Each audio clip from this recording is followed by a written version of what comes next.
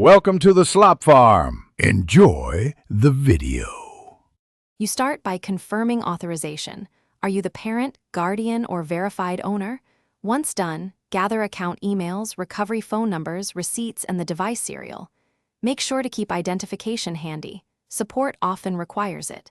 This initial packet of information speeds verification and prevents unnecessary delays. Do not attempt workarounds. Legitimate verification protects everyone. Next, you'll use these documents to request a reset via official channels, which is both secure and reversible. Now you follow the official reset path. First, inspect the device settings for a forgot PIN or parental control recovery. These flows often send codes to the account owner's email or phone. If that fails, sign into the associated platform account on the vendor's website and navigate to security or parental control settings to request a reset.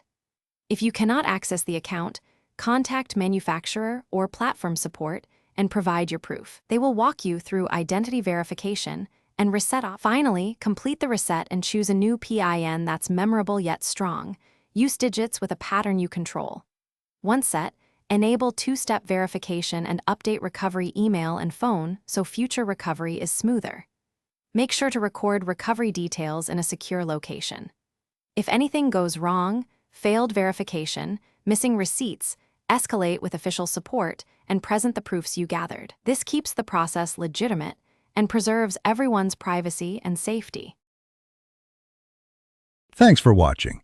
Consider subscribing if we helped you today.